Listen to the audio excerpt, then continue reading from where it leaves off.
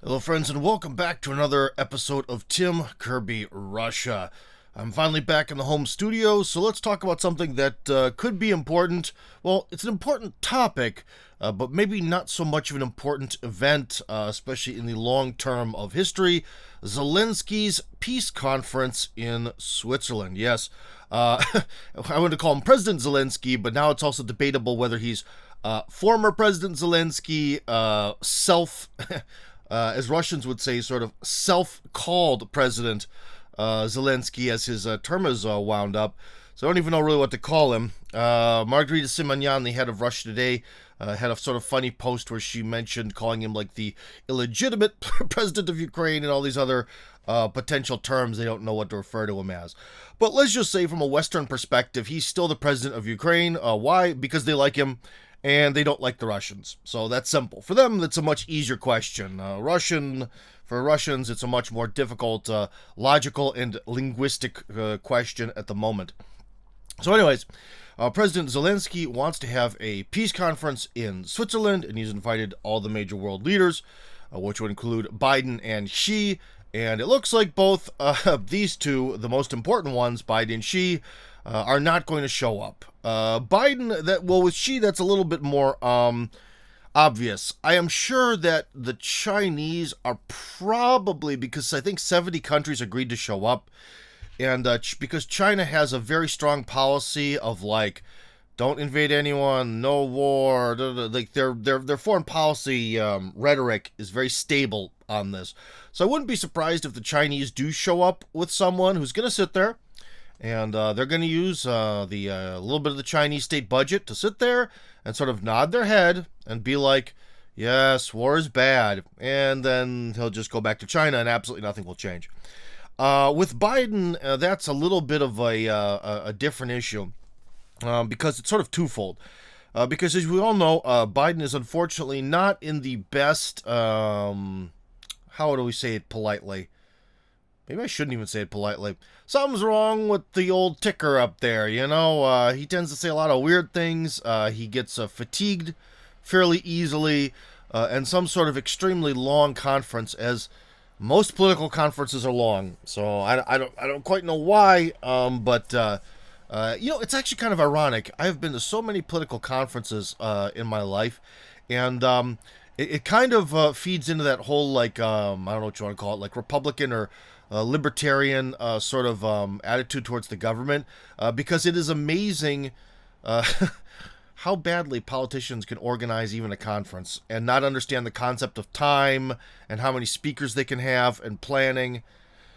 Kind of makes you worried about what they actually do when they actually govern. But anyways, that's a bit of an aside. So because of with Biden not showing up, the general interpretation of this by most people has been that it's some kind of like snub of Zelensky, that Biden's going to try to push the war under the table, which he might be, or under the rug, I think is the proper expression. It might be. But we also can't forget that Biden isn't really in the best shape for this extremely long conference. It could be also a sort of health-related issue of just kind of keeping him in, let's just say, in a rested state up until the elections. So it might not be so bad. But if the United States doesn't make a major presence at this peace conference, obviously it does send a signal, whether it's a conscious signal of we're done with this, or we're half done with this, or part of the U.S. government is done with it and the other part isn't, or maybe I should say the U.S. elite. Whether that's true or not, it kind of doesn't matter. It still sends a very bad signal regardless, or whether it's just a matter of the fact that the president needs his rest. So, So on the first part, some of the most key players are not attending. And remember, whenever we talk about 70 countries are attending something, you have to remember that there is this thing, and it's called the Pacific Ocean, and there are a lot of small island nations out there, and many of them speak English, and many of them are essentially de facto parts of the United States and Australia is kind of a de facto part of the Anglo-Saxon world. So you can, if you want to just play some sort of numbers game and get a lot of countries to attend something, you can always rely on those darling Pacific Island nations to vote in the UN the way the United States wants, or show up to some conference or something or the other, because we all know who they're afraid of. They are very far away from, let's just say, the whole BRICS universe. They are very much under the control of the West, and they tend to have some of these. I even watched an interesting documentary movie about some of these islands, and I mean, you're talking about some. Was it Palau has like a population of 28,000 people, and that's it, you know. And they also have very little in terms of any sort of business or industry or anything at all. So, you know, what am I trying to say? Them island nations, they've got to kiss some butt to survive, and so they will always be willing to attend these sort of things or vote for anything in the UN that Massa wants them to vote for. So that's the unfortunate part of being a tiny Pacific island. You might have nice weather, you might have a very peaceful existence, but you have to obey your greater overlords there. So, anyways, and furthermore, speaking of being ruled by overlords, obviously most NATO members and EU members are terrified of not going along with the status quo. So obviously, if you look at Europe, minus Hungary, minus Slovakia, then you've got plenty of countries and plenty of bureaucrats who will be fully willing to go to this one-sided Ukrainian conference. And that's probably the big thing about this conference that we should really, underscore, as people like to say. You can say that in Russian, too. Is that it's a one-sided peace conference. You know, you might have heard this somewhere else. I try to always provide the most unique sort of takes on things on Tim Kirby Russia. Not to say that everything I have to say is right or that I'm some brilliant genius, but I try to go away from a lot of the mainstream consensus when I can. But on this one, I'm going to have to kind of go with the consensus. How can you have a major peace conference with only one side? And that's, I think, really where this kind of ends. So, we sort of also then get into the thing of, like, does Zelensky sort of understand this, or doesn't he? Or I should say maybe Zelensky or the whole pro-Ukrainian side within the West, within the halls of power, or the elite, or whatever. The people who are organizing this, do they understand that? The answer could be yes or no, because if they're just, again, because if we've seen the Kiev regime and its supporters throughout this whole war have very, very much been on the side of utilizing PR. That PR victories are the key victories in their opinion. And of course, when from that mindset where PR is everything, where everything is about narratives and optics and all that, having some sort of like grand super international peace conference is good optics, okay? It makes them look like they're the ones who are actually seeking this route to peace, whereas the Russians aren't. And it does send a nice signal. Will anyone believe that? I don't know. Especially, will anyone believe that in China or Iran or freaking any of the BRICS countries? Not a lot of people. Of course, someone will, but it would seem not the majority. However, in terms of marketing, in sort of a vacuum of marketing, does it sound like a good idea? Yes. But can anything actually be accomplished there? I don't know. Maybe Zelensky has some surprises, because even if this conference does fail, it again, from the PR standpoint, it's going to attract attention. And maybe there's going to be some kind of surprise. I'm not quite sure what. Excuse me, coffee time. I just woke up. This is a rare morning episode. We're going to have this Zelensky conference, right? And Zelensky is in kind of a tough situation. The Russians opened a new front in the north, so a fourth front. And Zelensky's dwindling forces have been spread even thinner, right? And supposedly defenses that were supposed to be there weren't built due to corruption or whatever, just a lack of materials or manpower. Doesn't matter why, but they weren't built. And so I wouldn't even be surprised if coming up there's going to be a fifth front, because if you look at sort of the map of the front line where the Russian forces are, there's still a few very large chunks of land. Obviously, when we look at a map, it's very zoomed out. But if you zoom in, there are many... I'll put it this way. There's a lot of kilometers left where there are really no Russian forces. So the Russians may open a fifth and sixth front within the near future, and Zelensky's got to do something about that. And so at this conference, he's under pressure. He might try to make some sort of big, bold declaration, okay? Where it's not so much that at a usual peace conference, you kind of have these sides, some kind of like two sides of the issue get together, and there's a lot of arguing, and then someone tries to make some sort of roadmap to peace, which are usually bullshit. All this kind of stuff is all bullshit because usually these kind of conferences and stuff never actually really address the underlying problems, and they also never acknowledge that sometimes you get into a sort of zero-sum mode with a conflict, like the conflict in Ukraine. It's essentially into this zero-sum mode where the Russians are like, you killed our kind of people, that gave us the right to invade you, and we are going to destroy your, let's just call them far right-wing extremists, and your military. We are going to break you because of that. And there's that position. And then the Kiev position is, we want our 1991 borders back. And there's absolutely nothing that if both sides have these two positions, right, and there's no convincing either side out of it, there's absolutely nothing you can do to create some sort of solution, because both of these positions are mutually exclusive, okay? So that's why a lot of peace conferences are pointless. We have seen a lot of peace meetings and dealings, especially when I was a younger man in the 90s, between the Palestinians and the Israelis. Where'd that get them? So ultimately, one of the problems is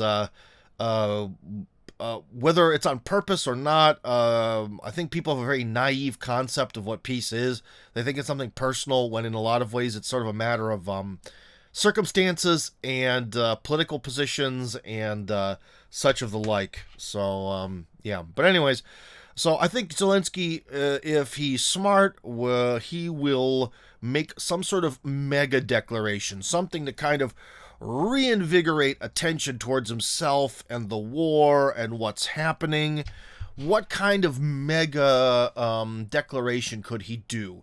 He could make up some sort of new, unknown, horrific crime of the Putin regime, that Mr. Putin did X, Y, and Z, and we have the proof, and this is it's a crime against humanity. Who knows what the crime against humanity will be? But you can't forget that was it the International Criminal Court that wants Putin arrested because supposedly he abducted children from the war zone, but those children were actually just sort of put into an orphanage, and then I think basically the children were saved from dying of starvation in a war zone. So it depends how you look at it. If you have pro-Russian views, the children were saved. If you have anti-Russian views, they were stolen or whatever.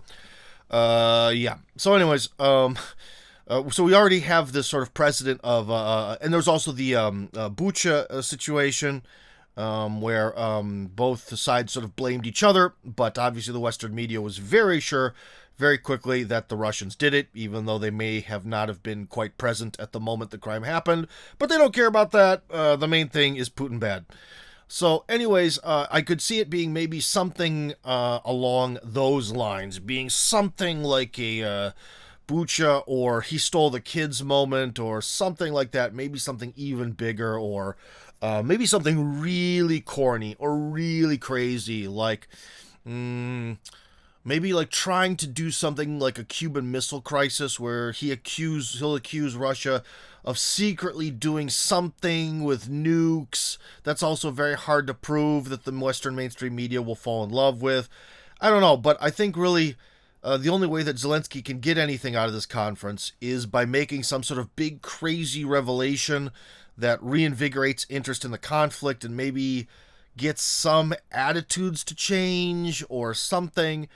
Because I highly doubt he's going to walk up on stage and be like, well, we lost our first army, we lost our second army, and we lost our third army, and we're on our fourth army here, and we're kind of screwed, guys. Kind of screwed. Looks like the West is in decline. He's not going to go up there and say that. Okay, that was actually kind of not fair. He actually has a very nice, deep voice, but I can't do a Zelensky impression. Not as of yet. But anyways, yeah, he really. So I doubt he's going to come up there and say the path to peace is by surrender. I don't think that that's going to happen. And one of the other things too is, well, what if he sits down and what if you really start to actually drum up any sort of peace process? And it means, again, like I said, because it's sort of a zero-sum game, it means either the Russians have to give up their objectives, which the Russians aren't even invited to the peace conference, so that kind of means essentially only the Ukrainian side can give up its objective of restoring its 1991 borders.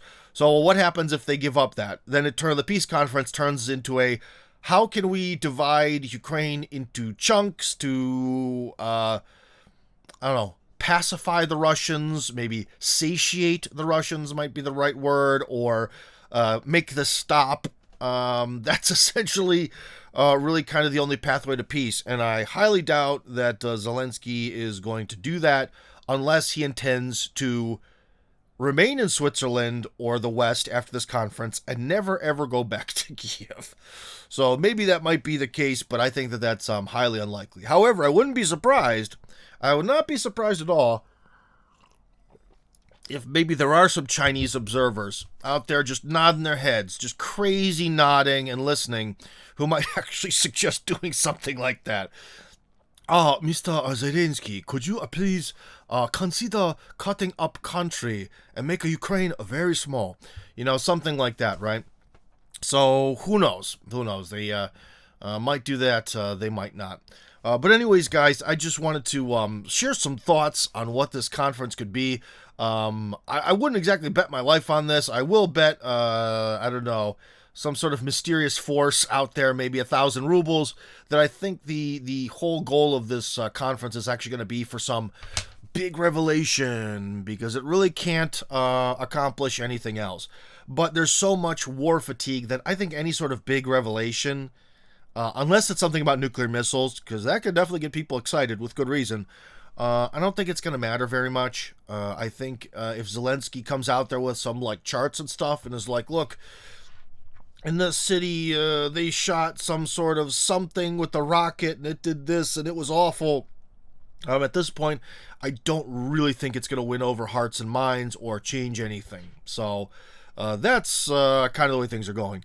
The main other thing, too, is now that Zelensky isn't the president anymore, as I've mentioned, well, he is the president in terms of the way the West views him, but in terms of some sort of legalistic technicality way of looking at things, that the way the Russians are, his term is up, okay? So he is president for some and president not for others. And I still think that that actually puts him in a very dangerous position, especially when you can't please all the people all the time. And he is definitely in a tough spot and surrounded by a lot of people who might not like him anymore, or maybe never did in the first place. So who knows? At some point, Zelensky might just be staying in the West, and you never know. Maybe this is it. Maybe this is going to be the sort of the beginning of what our friend Joaquin Flores calls meta-Ukraine, where Ukraine really becomes some sort of entity outside of the current actual government that just starts to become this whole that can be infinitely funded because Russia is bad or something. So who knows? Maybe meta-Ukraine is on the horizon, and this conference will be connected to it. Anyways, guys, I just want to throw some thoughts out there about this particular issue. Tim Kirby Russia, signing out.